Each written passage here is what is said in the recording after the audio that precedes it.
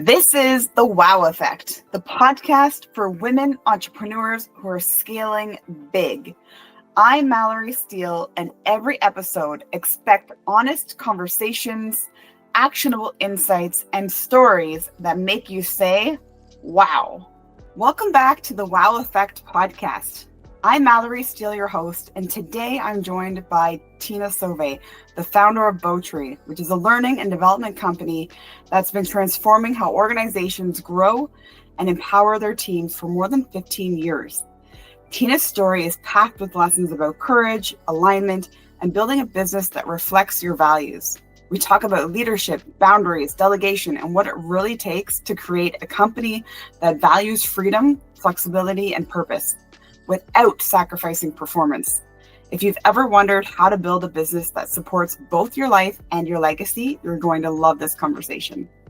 Okay, welcome back to the Wow Effect podcast. I have Teena from Bowtree here. And Teena, I'm just so excited to have this conversation with you. And I'm so grateful that you are joining me for this on the podcast. Me too, Mallory. Thanks for asking me. I booked you on a Friday afternoon, which is probably the absolute worst time of an entrepreneur's week because we think we have the time on Fridays and then Friday creeps up and all of the things pop up that we have to deal with. Right? Yep. Yes. Today's been one of those perfect days. So tell me about, I want to get into your story of how you got into entrepreneurship, but let's start with the present and what that looks like. Like what are you excited about what you're working on today or this week? Like what's currently got you jacked and fired up? Oh boy. It is the right day to ask me this question. I would say what I'm the most excited about is that we're in that learning and development space. And forever, I have seen the flaws in training. I'm no spring chicken. I'm a nice vintage. And so, old school classroom style. I love to talk, so I'm a big mouth. I'm the one who likes to, especially back in the days when I was trying to prove myself in the corporate world. I, would always be the one asking questions, answering questions, trying to take over the training. And I think as time progressed, I would never, if somebody would have said I would be in this space, never in a million years would I have believed them because I despised training. And I'm so happy you went there, and I don't want you to lose your train of thought there. But I'm so happy that you went there, and I'm bringing it back there afterwards. I did. I just despised it. And critical of the poor facilitators. Like I think back to those days, and I think, oh my goodness, I was like a terrible participant.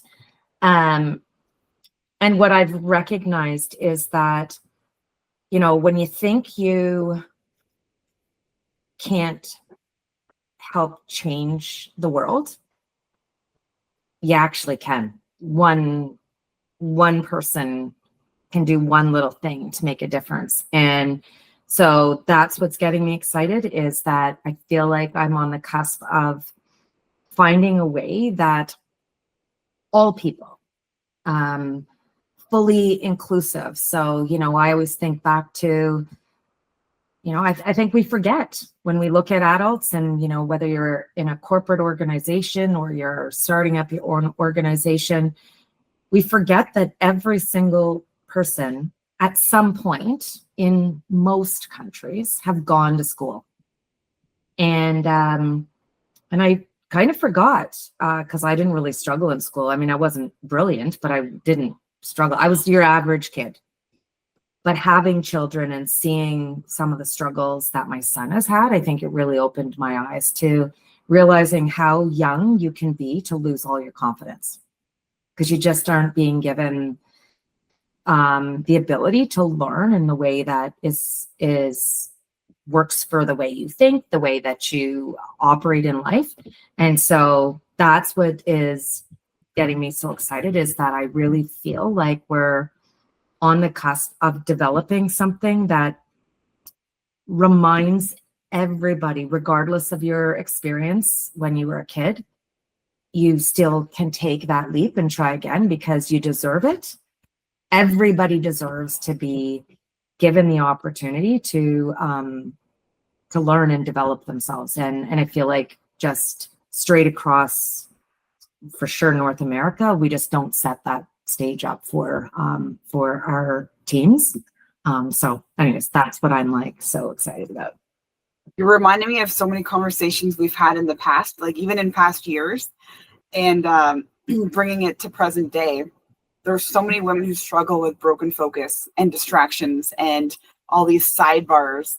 And we've both gone down those roads before too. And with you saying, talk about, we forget everyone's gone to school across the globe, and even referring to your son's education. At one point, I think you had a bit of a sidebar in a different type of education, more around the students or children rather than the adults. But correct me if I'm wrong, I feel like that probably actually fed or made your product better because of that sidebar. What are your thoughts? Yeah, 100% correct.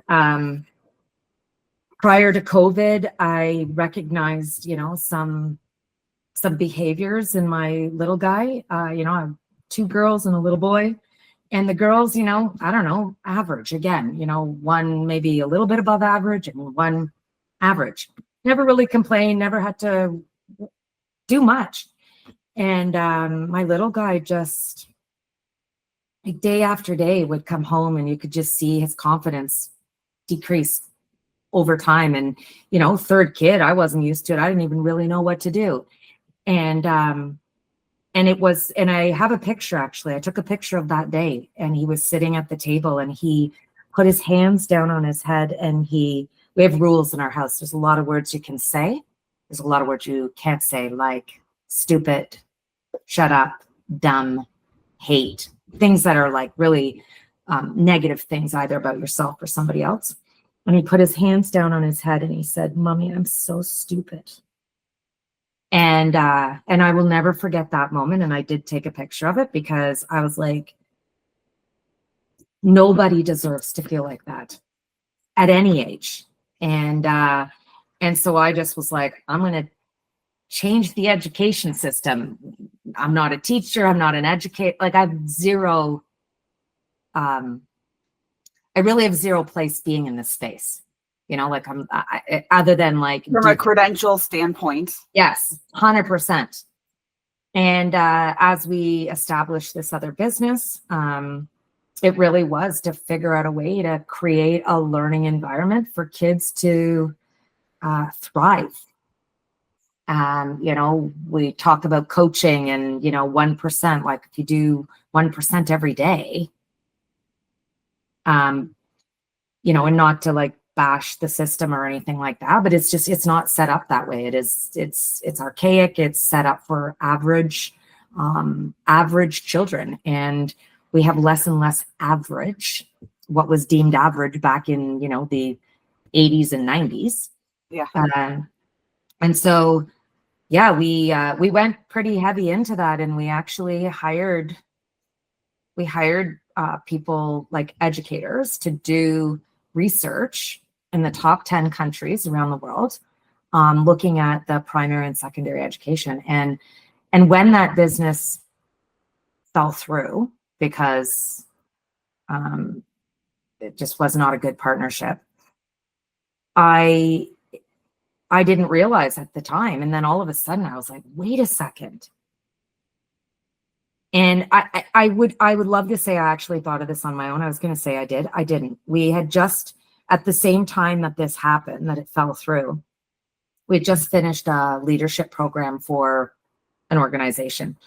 And I bumped into one of the participants at a restaurant, and she came up and she was like, "Teena, that leadership program was like the best thing." She had never taken a leadership program before, so I don't know if I had to compare it to, but she said it was amazing. I loved it so much. She said, "Are you open to feedback?" And I said, "Of course."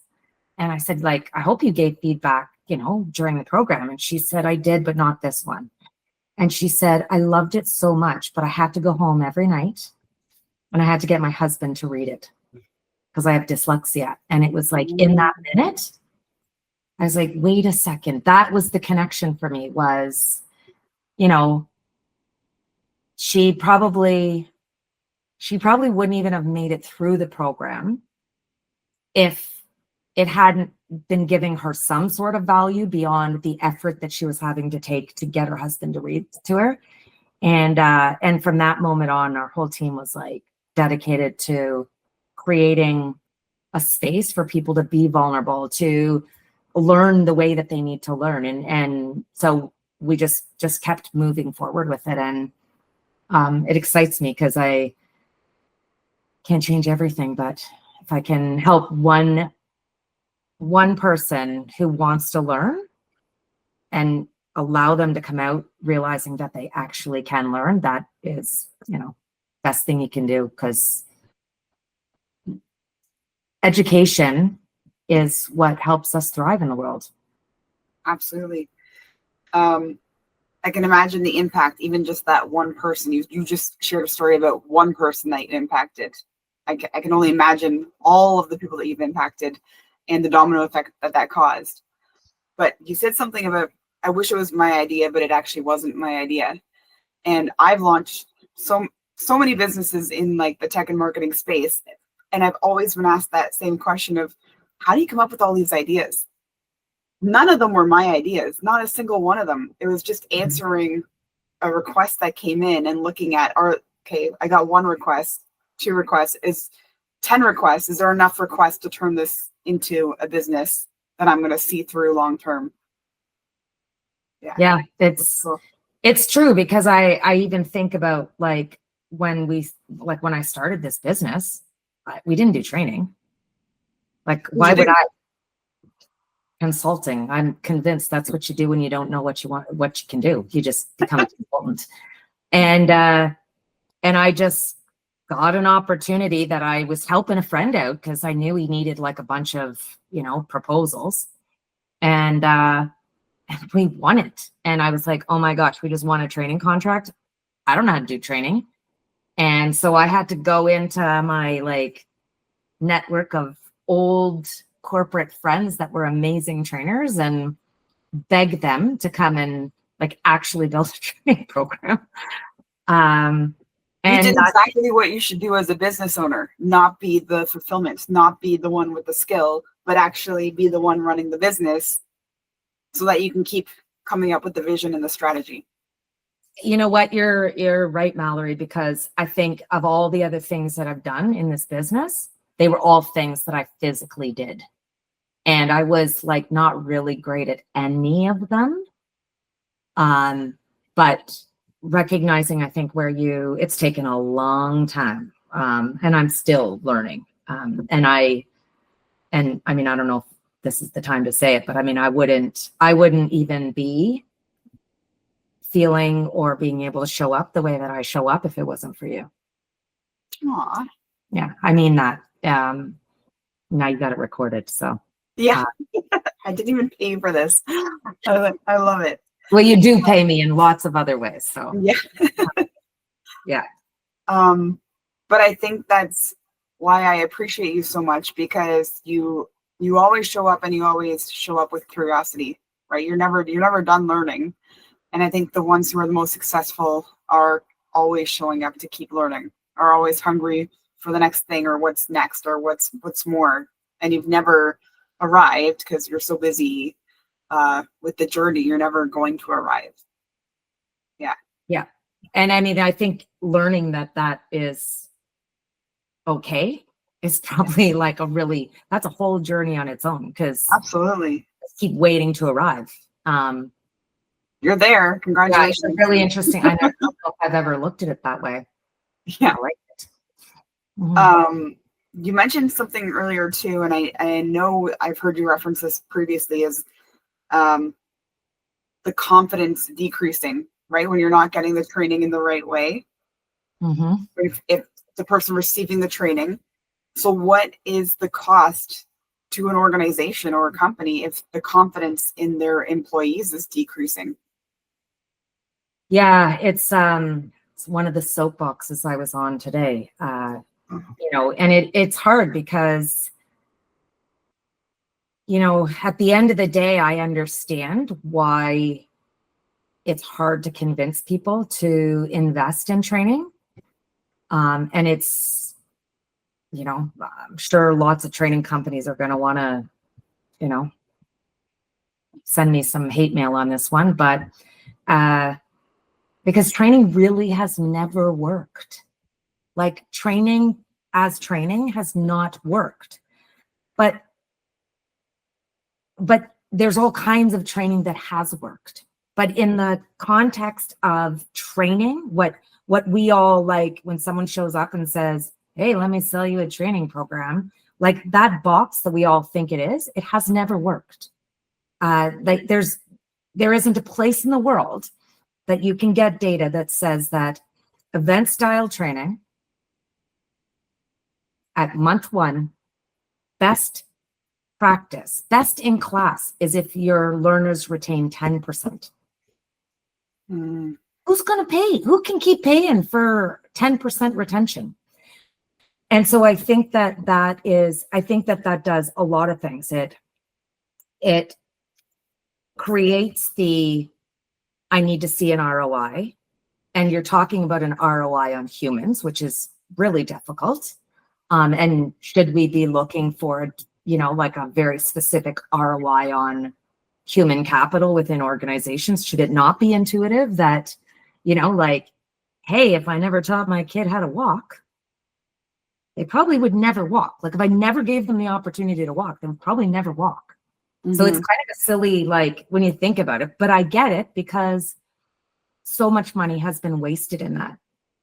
The other part I don't think organizations think about is when you don't offer those opportunities to your employees, they do get, we have a disengaged workforce to begin with, and for lots of, right reasons and wrong reasons. But when you just don't even offer it, go back and look at your mission and your vision and your values. Like go back and look at like where you started your business and ask yourself, are you doing what you said you were going to do? And I think the other piece is that when you do offer it and it's shitty, because a lot of it is shitty. And again, that's not, we did shitty training. Like, I feel like I'm just breaking the code now, but then you create a different level of disengagement with your employees because they've now had to sit through this training or they've had to check the box. Nobody listened to them. The training wasn't really what they needed or wanted. So I can appreciate as holding the money, you're kind of damned if you do, you're damned if you don't. But both create a lack of vulnerability within an organization. Like you can't learn unless you're vulnerable. You have a lack of productivity because we all need to know what to do and how to do it. Doesn't matter what industry you're in. And we need to hear it more than one time, and we need to have refreshers, and we need to have the platform to debate some of the things that we're learning as well. And how do you create innovation in an organization? How do you hear the diverse voices within your organization? Training can be all of those ways of creating a strong culture and innovating within your internal organization. And it can all happen through training if it's done properly. So now you're in a position where I feel like you have to shift culture or shift behavior to get buy-in to shift the culture in the organization through training. There's a bunch of shifting for you. Yeah, it's like it's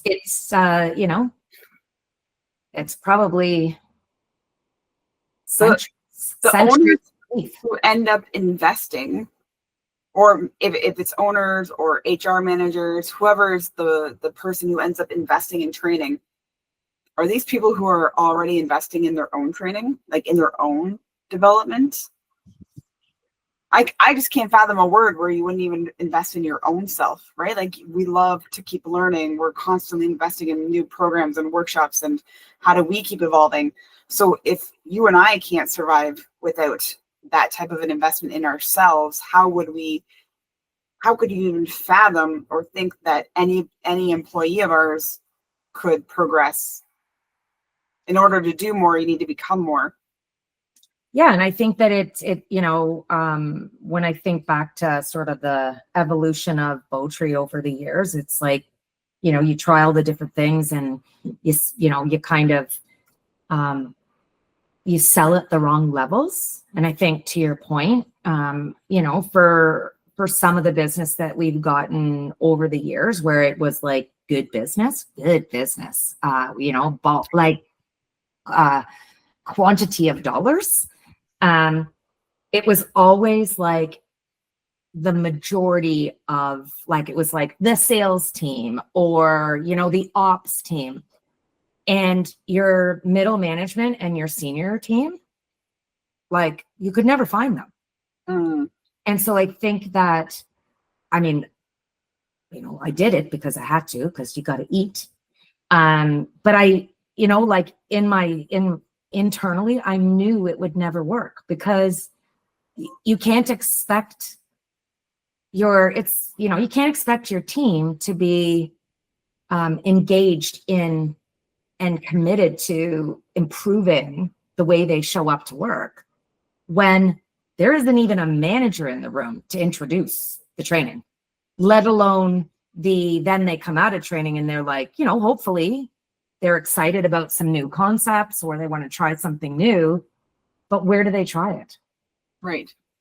So yeah, we changed that, and basically have said, like, there's an executive sponsor agreement that, I don't want to be the flavor of the month at an organization, or spend the time trying to help someone develop, knowing full well that they're just checking a box. Yeah. And then it looks bad on us. Like, that's a bad brand reputation. Yeah. Yeah. Really great point. Decision to make, because you got to eat. I was going to say, go down there for a minute, because there are so many women who struggle with boundaries and saying yes to everything, and maybe not enough no's.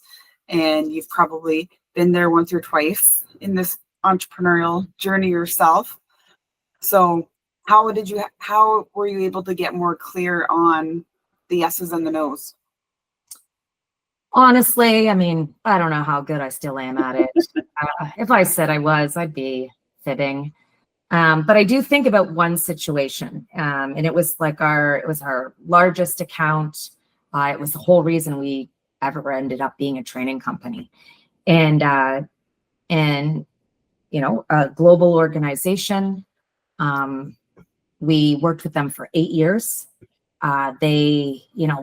We got to do the coolest stuff with them, like just the coolest. But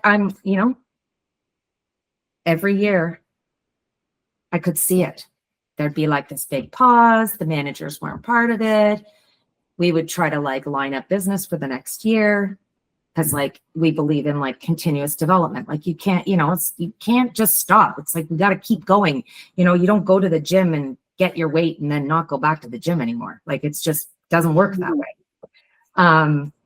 And so and over the 8 years, we got to do a lot of really great stuff. We developed some amazing, we collaborated with the company on lots of programs, really great opportunities, and we made a lot of money. And they ended up buying a division of another company. So they, went from just shy of $1 billion in Canada to almost $2 billion by this acquisition. And they came to us first and said, can you put together a proposal? Because now we're going to be taking all these new employees and we need to level set them and do all the thing. And we worked for weeks on that proposal. And I mean, we were the incumbent. We had been there. And I will never forget it because I was actually at a Tony Robbins Business Mastery event. And so anybody who's been to Tony Robbins, like the first couple of days, you're like, whoa, what am I in? And then after that, you just like, so you're probably super high and jacked on it, like a major like, adrenaline yeah, rush. like someone like injected like massive dopamine in me or whatever. Yeah. And I got a response from them, and they were pushing me on the price. And the price was like, I mean, the price was good.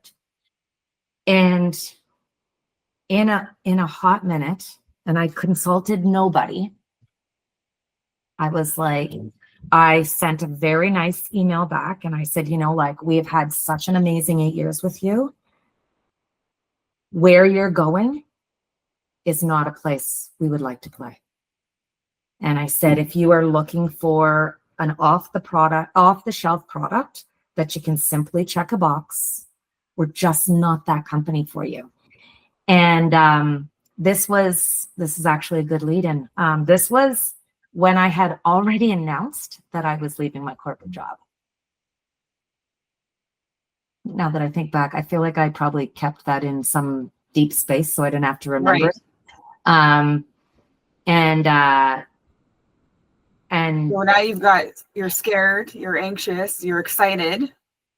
And I literally fired at the time the only client I had, because I was running this business on the side of my desk, right? So it was just like extra cash, like a lot of extra cash. And I remember calling back and talking to my colleague at the time, and I told her, and she was like, "What? You did what?" And I just, you know what I felt like? I was like, I'm leaving my corporate job to work for another organization that's just like, yeah, I may as well just stay working for this corporation because I'm making way more money over here than to go and do my own thing and feel bound by the same boundaries as I was for, like, you know, a quarter of the price. Yeah. And I've had a few of those in my lifetime where I've made very fast, rash decisions, and very painful for years.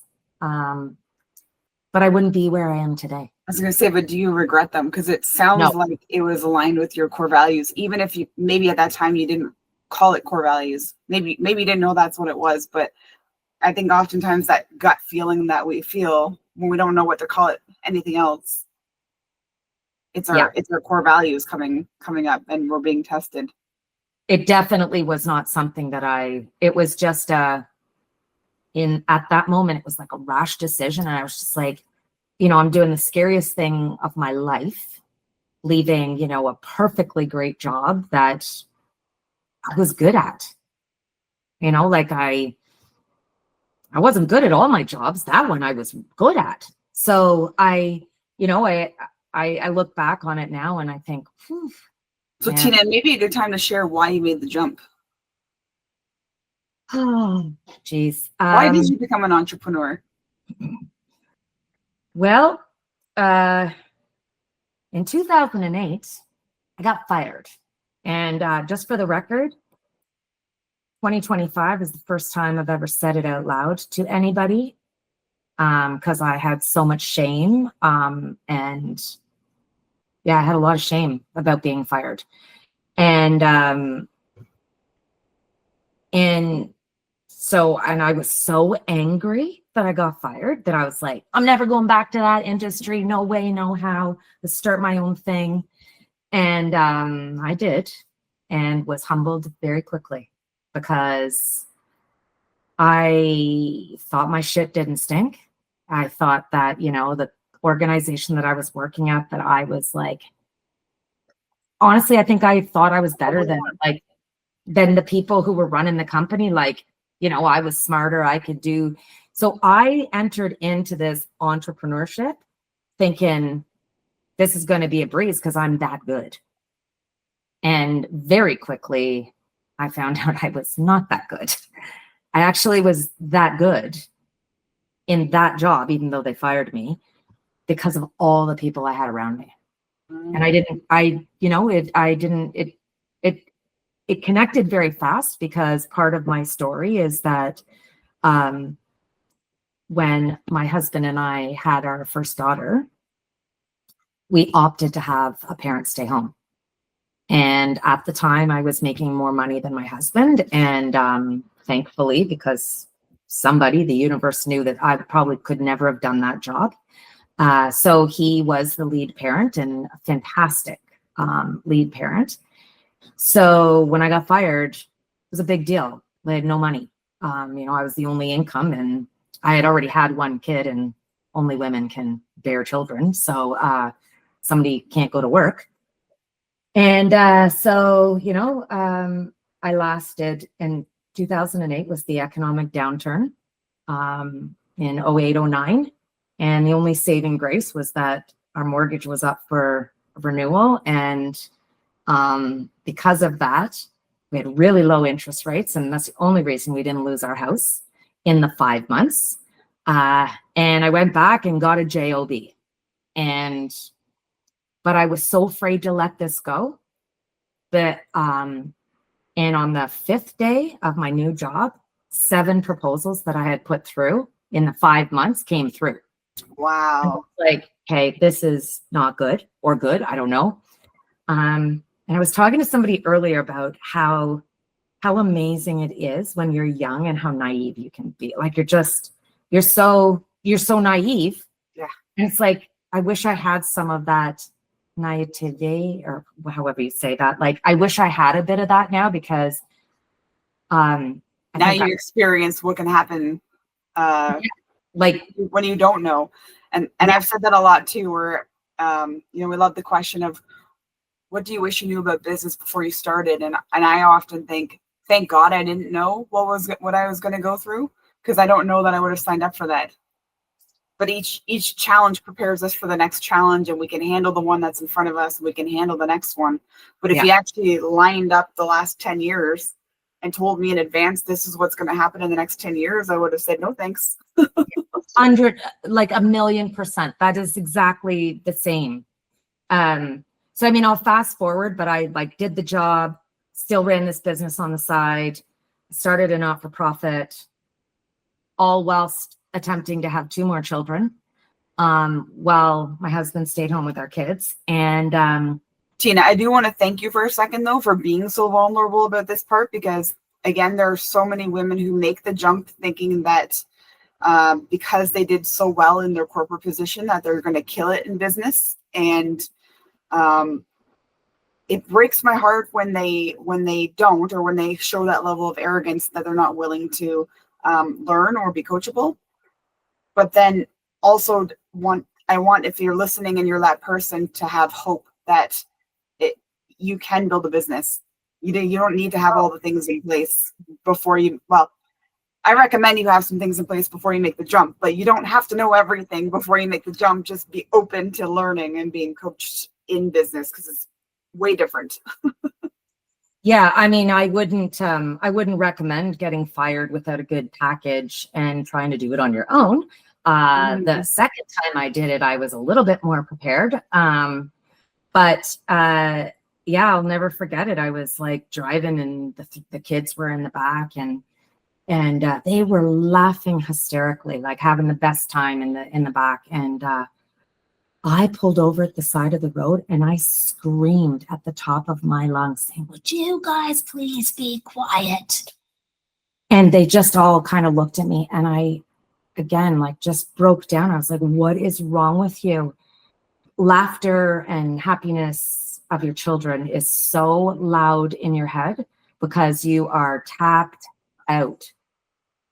And I went home that night and told my husband, God love him, because I don't know how he has stayed with me. But I said, okay, I'm going to quit my job. And he kind of looked at me and he's like, what?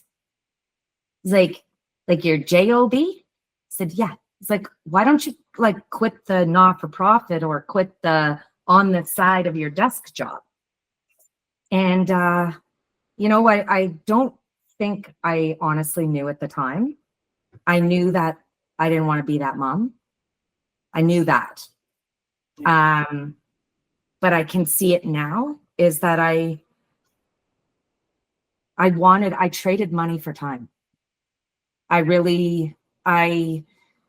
had enough, time in my career as a nurse, seeing, people on their deathbed with no family around them. And I just didn't ever want to be that person. And I think that you can get really caught up in, trying to achieve certain levels of financial stability and yes, we need those things, and I think you should still strive for it, but there does come a time, and I think everyone's life, where you do kind of get forced with the, what am I doing, and is it all really worth this? And for me, it wasn't. It was the first time in my marriage that I think my husband did not support that decision. I mean, he did, because I did it, but I think like inside he was like, what has she done? And yeah, it's been like to be, the breadwinner, and to be away from your family 2 weeks a month. Like, I was always gone. To then being like, sitting in your basement trying to run a business. And then just, more humility comes with, the second time. This time I did it, it was like, for real, I was going to do it. And lots of humility that, came along with it. Like, I wouldn't say, definitely wasn't easier the second time, because the second time was my choice. Mm-hmm. And still carried a lot of the responsibility. Yeah. And you had you started with a small team. You have a little bit of a bigger team today, but you started right away with somebody as well, right? Yes. And now you're carrying the weight of you and your family, your employee and their family. Yeah. It was and everyone around me thought I had lost my marbles. They were like, she's going through a midlife crisis. What's she doing? My parents were in. Everyone was like, you're crazy. What are you doing? Mm-hmm. And I just kept saying, I don't know. I just know that this is not, I can't do this for the rest of my life. Today I get to walk my little boy, who's 12 actually. So he's not really that little, but he'll still let me walk him to the bus. And yeah, I could have done all that stuff working for the company that I worked for, but I felt guilty all the time. I wasn't there. I was just like operating, and I love working. Like, I really genuinely, not everybody loves to work. I love to work. And so to work and not feel like you're challenging yourself or growing and developing. I mean, maybe that's the whole thing. Like, it all came full circle. I was in a box, and the second I would try to step outside of the box to challenge my learning or something, they were like, nope, got to go back in your box. And now I get to do everyone. Now you get to help the other employees keep their job, but get out of the box. And you know what? That's a really good point. I remember one of the very first WOW collective masterminds that I went in, which was Shatter the Ladder. And somebody asked me, like, about my purpose or whatever, like what I'm doing. And I said, like, I've got, like the bow tree learning and development purpose, but like at the core, what do I, and I didn't know until that night, until it like kind of just came out. And like, I'm not saying that I only hire women. Like, I do believe in hiring the best person for the job. To date, I have had mostly women working with me, and to be able to see them show up authentically, like, a bad day and they're crying, but they're not crying because they're a suck or they're sad. They're usually crying because they're so angry, but that's just the way sometimes we show up as women. Or seeing, you know, one of our team members be able to put her kids on the bus and be able to get her kids off the bus and allow her that freedom. And I don't ever worry about like, you know, well, you know, even today we're like in the middle of this big RFP and she's like, is it okay if I just go run out and see my son do the little run at the county or whatever he was doing? And she's like, it'll probably be just like 5 minutes, but take me 30 minutes. I was like, oh my gosh. Yeah. Because what good is the RFP winning it if you feel like you missed out on seeing your kid do a little race? And so I think my purpose, keeping the point of all of this front and center. Yeah. And to be able to feel as though I can create a space for other women to thrive and, you know, find their place and still be able to show up and be a great mom without guilt or shame or any of that stuff, or not feel guilty or shameful that they're not showing up as a great employee. Like, and I get great work out of my team. Like they don't make a lot of money. Like they're not the highest paid people, that's for sure. And if they're listening to this, they would agree. But they have all sorts of other things that they consistently say is meaningful, more meaningful than, you know, maybe an extra couple of bucks on the payroll.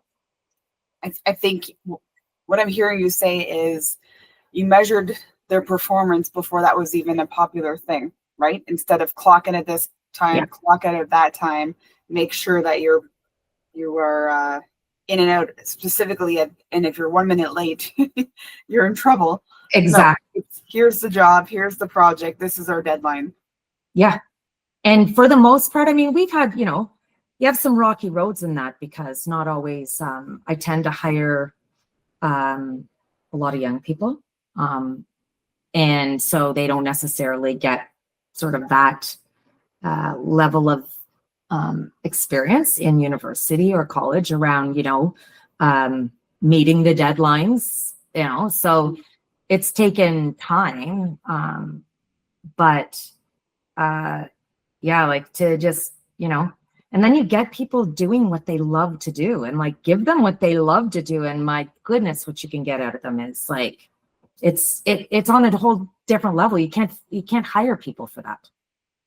Teena, I think having a team is required for you to continue scaling.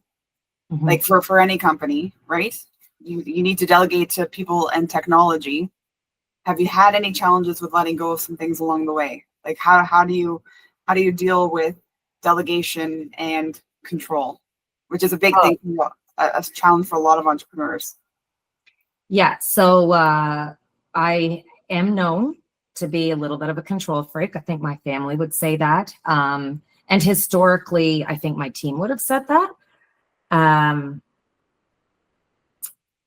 I wish I knew how I did it, but if I think about one of my team members in particular, actually, I mean, two of them, I mean, it's kind of the same story, but one in particular, I could see that I wasn't allowing her to grow.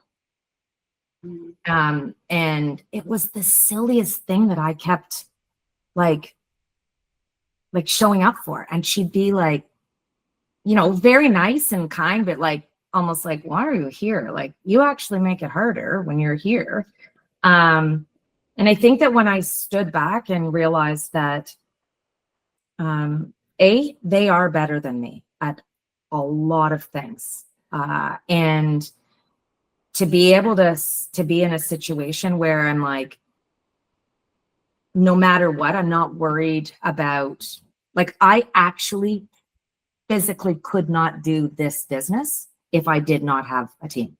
Like I could not do it. So if they all left tomorrow, like we would not, well, I shouldn't say that because we could still operate. We've done a lot of right things, but it would be extremely difficult.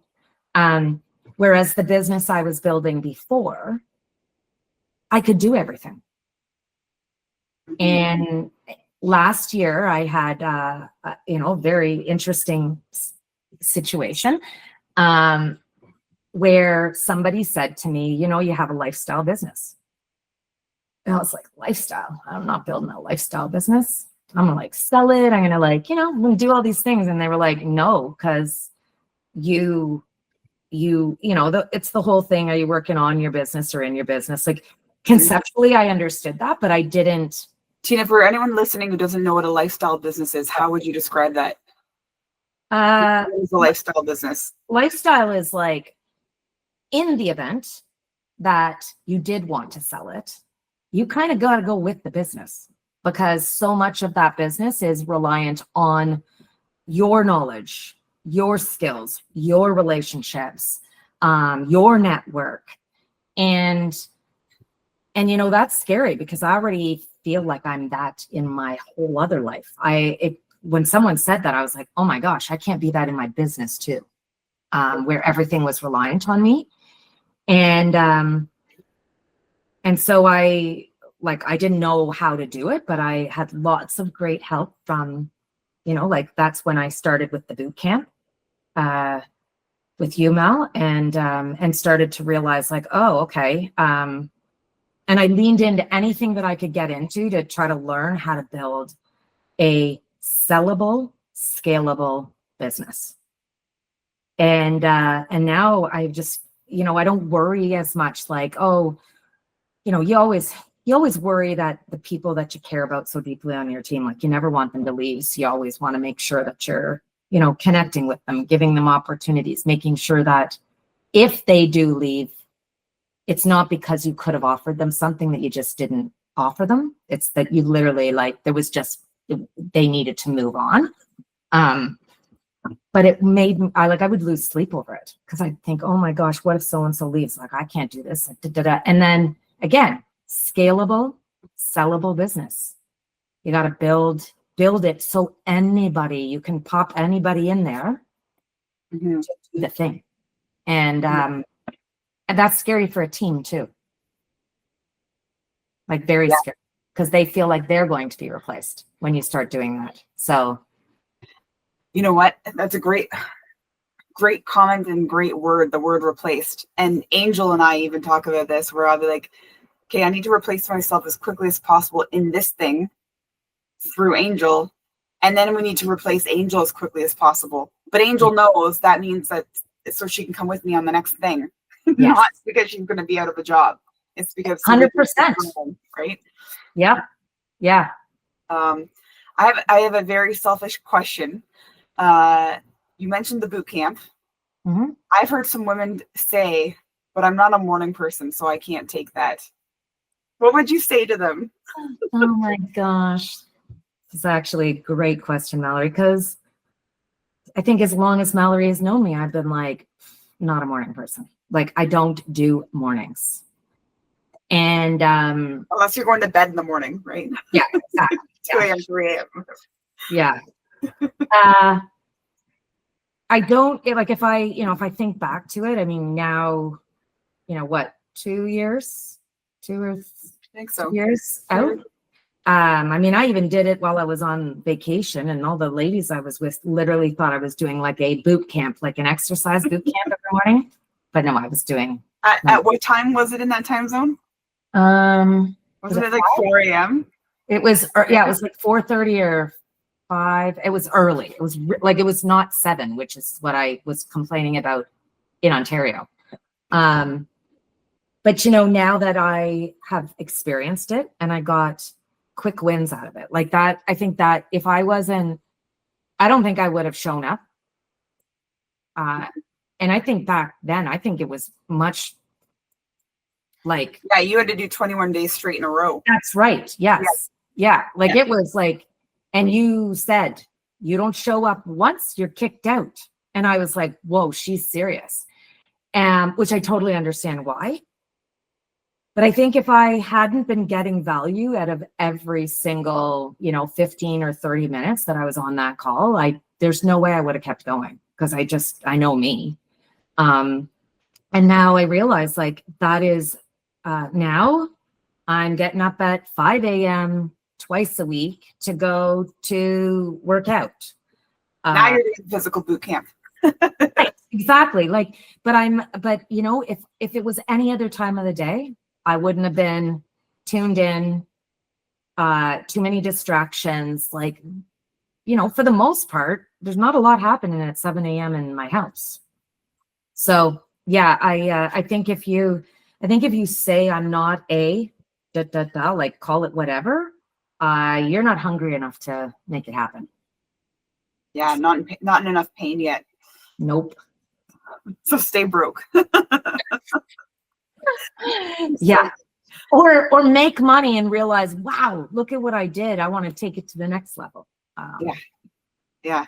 But you have to, you know, like this dream that people have about, you know, you just like go build a business and make millions of dollars and that it's not hard. I would say anybody who has had a fast win also had a fast fall.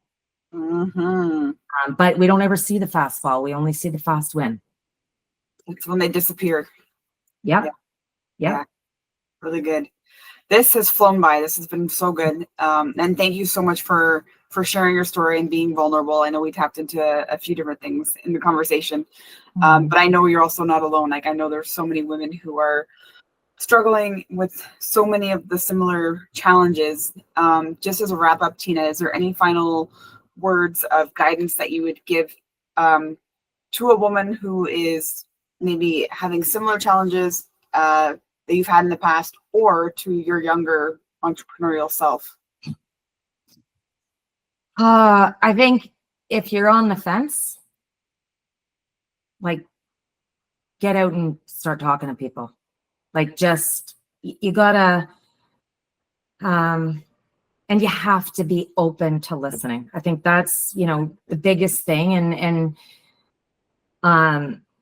it's hard to listen to other people. And, you know, you got that internal dialogue that thinks, you know, like, oh, I don't know what they're talking about. Like, I mean, we all have that dialogue. And I think that it's,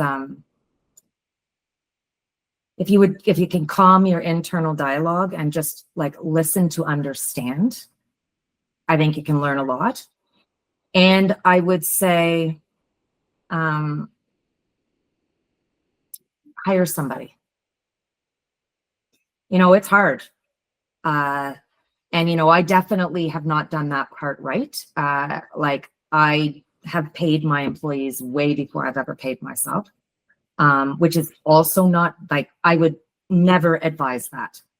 And, you know, I've got this amazing person in my life right now who's, you know, she calls herself my bookkeeper, but she's so much more than my bookkeeper. And she said, like, it's not even that you have to actually pay yourself, but you have to have it on the books. That it's that, you know, even if it's $1,000 a month, like you have to pay yourself something because you become resentful. Sometimes you become resentful to your employees because you're paying them and they don't see the pain that you're going through. So you got to pay yourself and you have to have an employee, because when you have that employee, that holds you way more accountable to a lot of other things. So that would be, I think so. Yeah. Yeah. That would be my advice. I love that. I'm glad you added the word accountable, because I often go down the word of delegation and so you can move on to other things. But I think that's even more important, is having that in place to hold yourself accountable to the business. Yes. Not just to yourself. Yeah. One final thought on that, Mallory, because that just made me think of something, is that accountability, having an employee and being accountable to now their family for, you know, funds, is the other piece of advice I would give, is never for a second ever think that anybody on your team will ever give or do what you will do for that business. Because as soon as you set that expectation, you 100% of the time will be disappointed. So good. Realistic expectation. Yeah. So good. I'm so glad you added that in there. I'm sure we can keep going. I'm sure you have lots of guidance, but that was really good. Awesome. Amazing, Teena. Thank you so much for this conversation. If there are companies who are looking to hire Bowtree for training, where can they find you? Well, you can email me directly. Can they? Or did we change that? Oh, right. No, you can't. You can go to Let's Grow at Botree, Botree, Inc.com. Amazing. I love it. Thank you so much for listening to the Wow Effect podcast. And we're out. If you enjoyed today's conversation, make sure to follow the show so you don't miss an episode. Subscribe to our YouTube channel, and you're going to love what we have coming up. If you found value in what you heard, share it with a friend who might need it too. Until next time, keep building your dream life and your dream business.